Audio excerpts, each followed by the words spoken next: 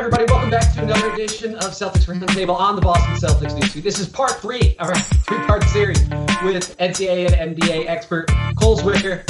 Here, we're once again going to be previewing Summer League. We've talked about Jason Tatum so much on this podcast. It's like, I guess, the week before the NBA draft. Now it's time to talk about some other guys. So we're going to talk about Ante Zizic, Semi Ojeleye, Kadeem Allen. Maybe we'll get to Jabari Bird. I don't think that he's going to be on the Celtics, ever. But we'll see. So anyway, let's get into the second part here of our Summer League preview. Let's start with big man on campus here, Ante Zizic.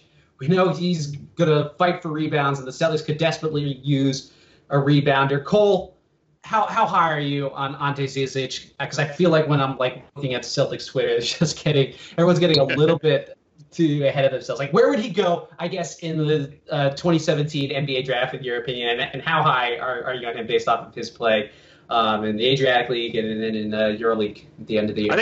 I think he would definitely go in the lottery. His production over the last year has been phenomenal. As far as to your initial question of how much I like him as a third big, ideally. I think he'd be really good in that role as an energy guy. This is a guy who just plays his ass off, every possession, rebounds the ball. I just don't know what he does that's special for an NBA big as far as anything outside of the effort categories. Doesn't really shoot it well from range. He's a lob catching threat, so he can run as a pick and roll dive guy, but he's not like a gravitational lob catcher that draws in, sucks in the defense with his athleticism, not like a DeAndre Jordan or anybody like that. And he's not really a playmaker, right? He's not a great passer. So he does enough things well that he can have a role in this league and be valuable. And for the Celtics, who desperately need, like you said, defensive rebounding, he's going to be an asset there, especially in certain lineups. He can play defense in space pretty well. He's not like a high-level rim protector, but he'll be okay defending in space at the next level, I think. So I like him as a third big. I think he's actually optimally one of the guys that you'd like to see in that role. I mean, he can come off the bench. He can give you high-energy minutes, and low usage, and just kind of be a garbage man. And that has a lot of value. So in this past draft, probably lottery. I think anywhere after Zach Collins for me, he would be the next big on the board. Is it realistic, Cole, to think that Zizic could be that role player right now? Like this season for the Celtics, he could be the eighth man, play 15 to 22 minutes off the bench every night? I think that it's actually pretty reasonable. I mean, his production and his polish as far as his role, he plays within his own lane. I think he plays high enough level basketball where he could come in and play that role off the bench for the Celtics. Maybe 15 to 18 is a little high. We'll see. I would just implement him at a lower rate or a lower minute total and see how it goes. But it's not unforeseeable. I think he's polished enough and he understands his role enough to fill a role immediately. I mean, he could be starting. We don't know. We don't know what's going to happen. Yeah, with Amir Johnson going to Philly, I don't know. And Al Horford wants to start at the 4, even though he winds up usually playing most of his minutes at the 5. You touched a little bit on his defense. How switchable is he? And is there any potential for him as like a rim protector? Yeah, I think he's pretty switchable just because his effort level is there. He really hustles and he compensates for maybe some lack of athleticism with just playing really hard. I'm not sure if he's a guy who's going to switch on to guys outright and lock them down, but I think he can definitely slide in space, help and recover, do enough there where he's not a liability. People aren't going to pick on him overly and pick and roll. He's a capable enough space defender that he can get by. Rim protection wise, I'm a little bit more worried just because he doesn't have that great length. He doesn't have ridiculous bounce. So you take those two things into consideration. It's like a standstill rim protector at the 5. I'm a little worried about him, but maybe as a weak side guy, if he plays next to another 5 like Horford or something, if he can rotate over and block shots, he might be capable there. Lucky, you got anything on Zizic, or should we move on? I think he's I like him over Zeller, so I think those would be good minutes. There you go.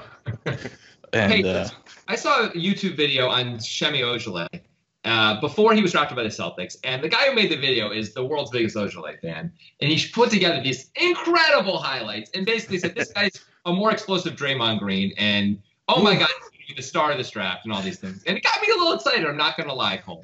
So. Is this just crazy? Does Semi somehow have this level of upside, even if he's rarely going to hit it like Draymond? Because Draymond went in the second round. Or is it more just wishful thinking and he's, hopefully a little better than Abdul Nader? What are we talking about here? Yeah, he doesn't have Draymond upside, of course, just because he doesn't have that same point forward game. Like Draymond essentially was the point guard for Michigan State his latter half of career. Semi's not that kind of ball handler or like creator for others. He can pass a little bit on the move, mostly off of like cuts in the zone offense. They did play a motion scheme at SMU, so he's pretty adept at making like some kind of reads quickly, just because that's the offensive system they ran.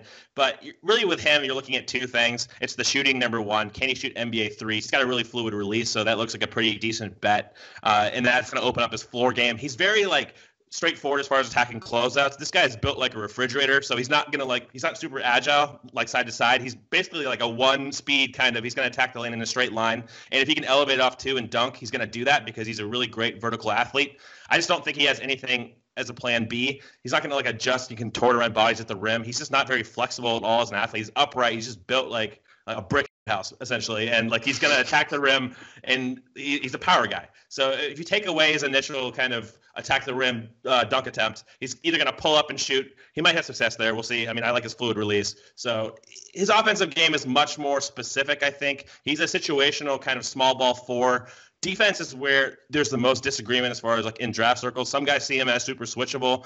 I've seen way too much bad tape of him trying to defend like Benny Boatwright of USC in the tournament where he was just getting just destroyed. He's not going to protect the rim at all, so that's something that you really have a liability there as playing the four, and he's not a great rebounder instincts-wise. So it's really how much value can he bring as a floor spacer on offense and how well can he switch on defense.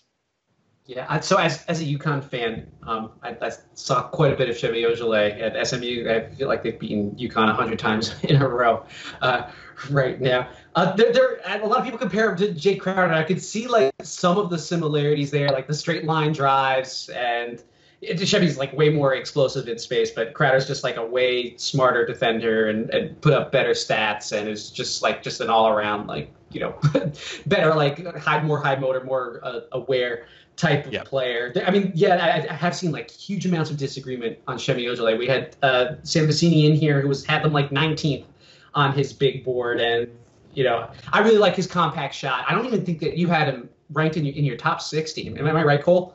Not top. No, I didn't have him in my top 30, but he was in that next kind of tier, like 30 to 40. So he'd be like high end round 2 pick for me. Okay, so basically where the Celtics drafted him. Yep.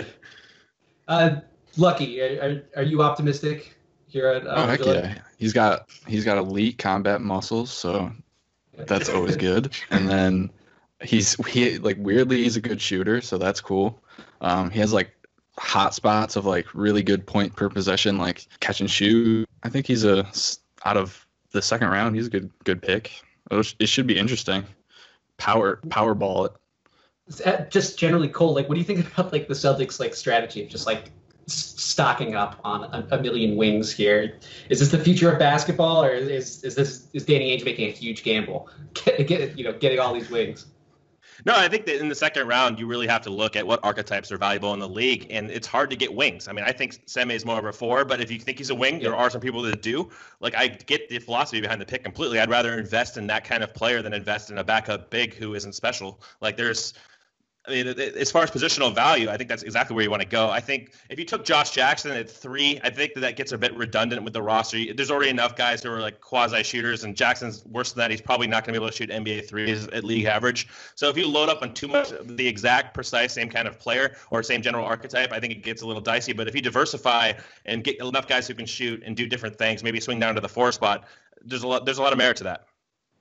I feel like if I twist my head just right, I heard you say that Semi is like a higher character Josh Jackson there, and it was a good move for us to take Tatum and get Semi later rather than Jackson 3. That sounds like pretty sweet to me.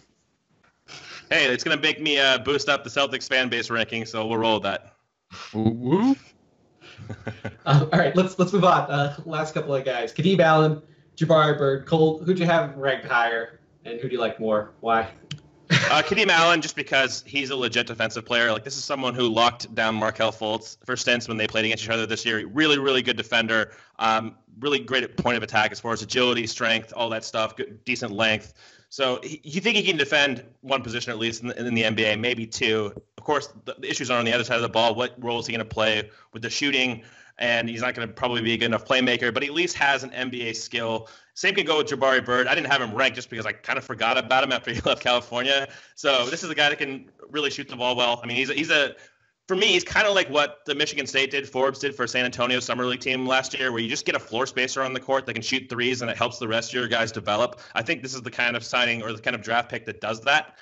Bird can shoot the ball. He's going to hit open threes, and that's going to open the floor for Jaylen Brown, Jason Tatum, those guys in the half court in Summer League, and that has value in itself. If you're giving your younger talent better chances to succeed with their environment, that's a good pick, and I think that's probably going to be his role. I don't think he's going to make Boston's final roster. We'll see how they handle the whole D-League stuff. He'll probably swing down in the two-way contract stuff. I don't know how that's going to play out, but I didn't mind the pick. I mean, he's got an NBA skill. He's a wing who can shoot threes. I want to tell you about HelloFresh, the meal kit delivery service that makes cooking more fun so you can focus on the whole experience, not just the final plate.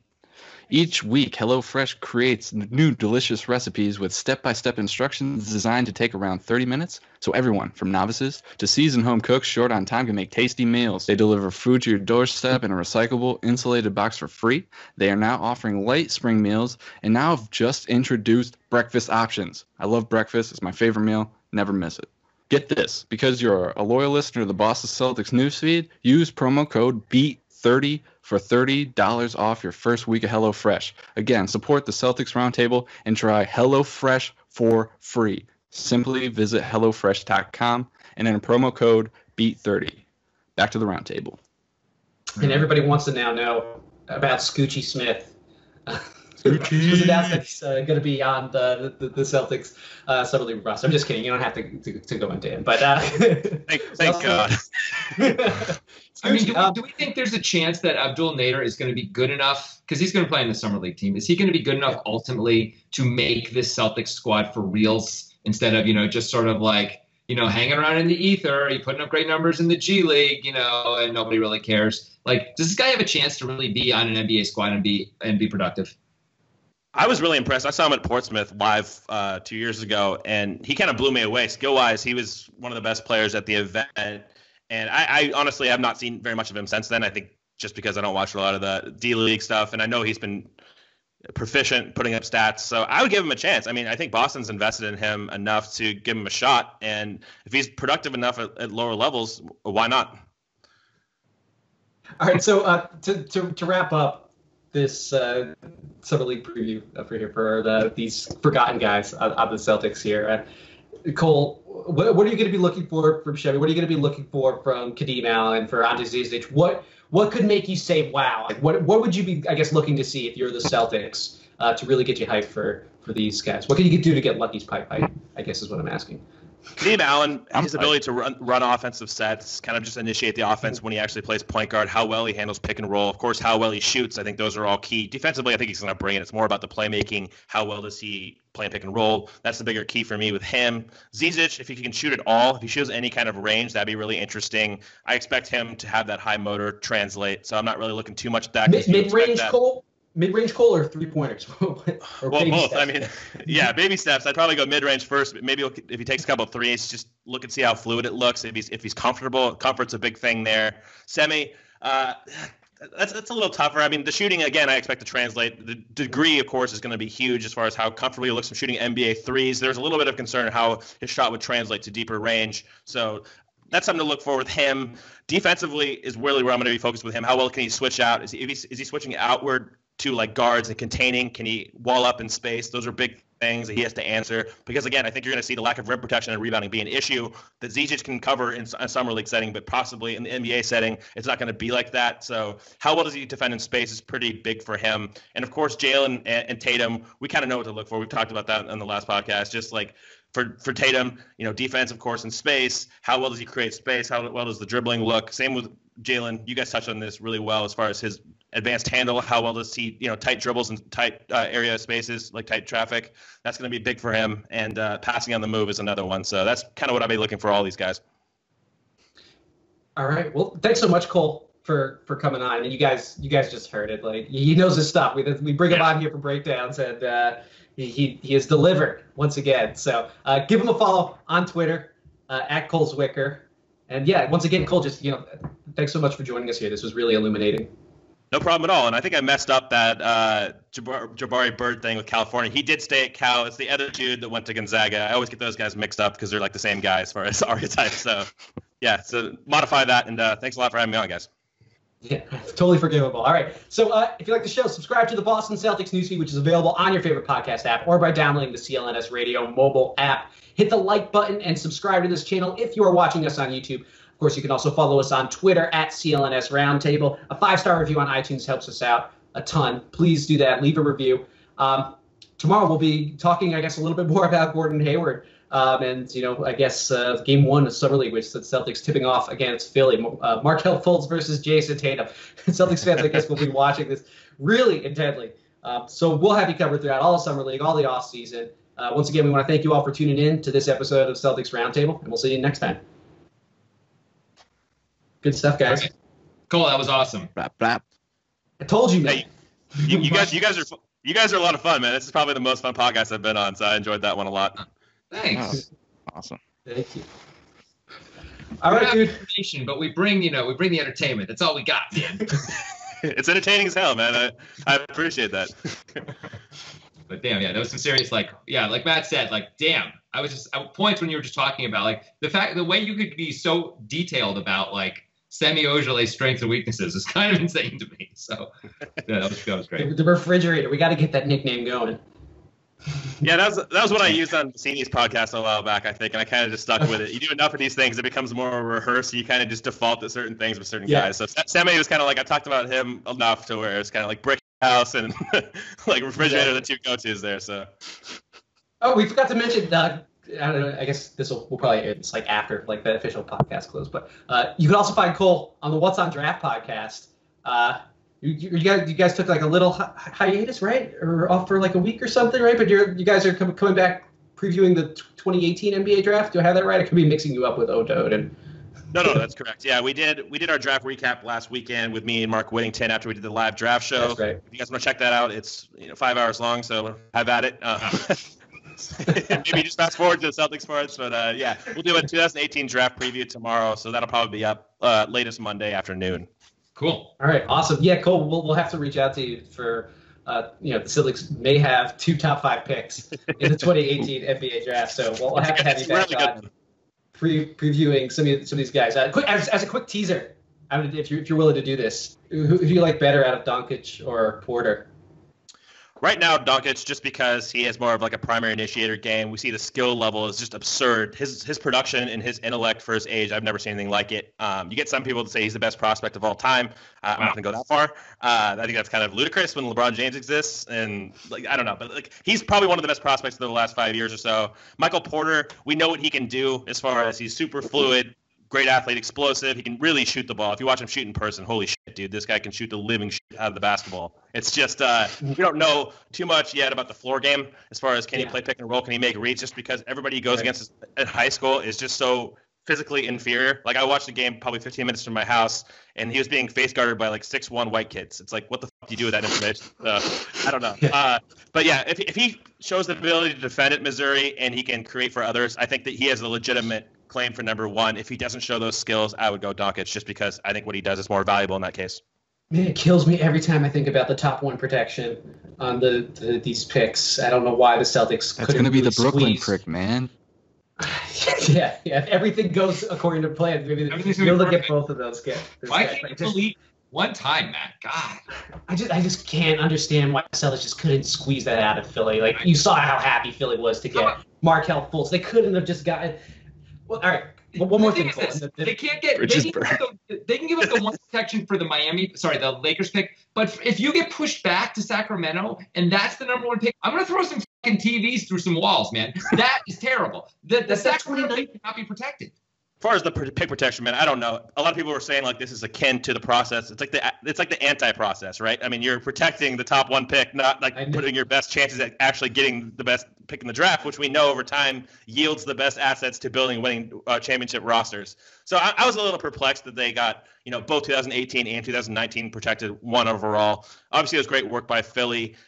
It's better for the Celtics just because next draft it's so big heavy, and you guys actually need a 5. There's no you guys aren't like the Sixers, right? Who have no use for a top shelf 5, and there's 4 or 5 5s in the next class. I mean, really, any of those guys the Celtics could plug into their roster long term. That'd be a nice building block, and you guys don't have a clear cut 5 doing that. So I think that's the upside is, if you land in like the 3 to 5 range, you could be looking at a really nice center prospect. Hey, come out with fingers Mobamba crossed. and Porter. Who knows? That'd be a hell of a draft, man.